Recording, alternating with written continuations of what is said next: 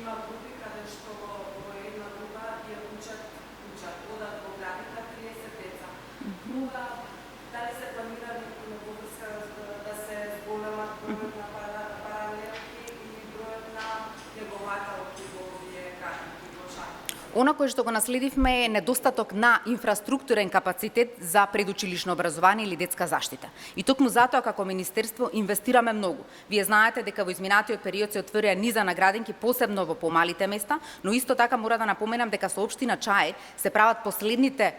завршни фази на проектното решение за изградба на нова градинка во Чаир. Со тоа ќе се намали притисокот за примање на деца во постоечкиот капацитет, затоа што вие може да вработите уште многу воспитувачки, но сепак просторните капацитети се многу важни за да се растеретат групите и јас сум сигурна дека во многу скоро време ќе почне инвестицијата во општина Чаир. Тоа е во градското подрачје, така да јас локацијски вака не можам да прецизирам во населбата каде, но тоа си е уредено во урбанистичкиот план. Проектното решение е во министерството, архитектите се во конечна фаза на чистење на сите позиции и со тоа ќе се влезе во инвестиција. Јас сум сигурна дека или до крајот на годината или почетокот на наредната ќе почне изградбата на градинката, затоа што речиси сме готови со завршните фази на сите аспекти.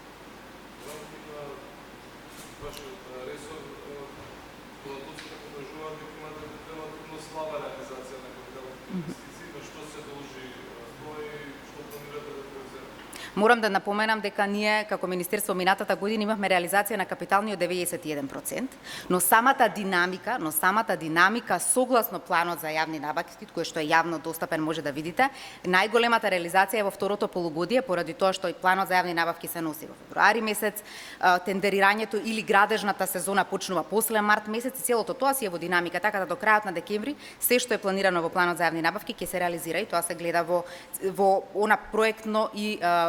и планирање, но и реализација која што го следиме на дневно ниво. Од позицијата од председател на СДСМ ќе прашам како напредуваат и воопшто некако разговорите за законот за јавното обвинителство, има ли се уште оптимизам со оглед на присутствот од премиерот дека нема да се оди со план Б, ќе се оди со разговори, пржински формат, па тоа го оди опозицијата, во каков статус се сега? Сметам дека она што е создадено како капацитет во специјалното јавно обвинителство, јас сум сигурна дека мора да опстои во нашата држава, поради тоа што без правна држава и без системи кои што се соодветни за заштита на граѓаните и заштита од криминал, сметам дека не можеме да одиме напред и затоа сум сигурна дека премиерот и преговарачката група ќе изнадат решение кое што е најдобро за сите со цел да може да опстојат капацитетите кои што веќе се создадени.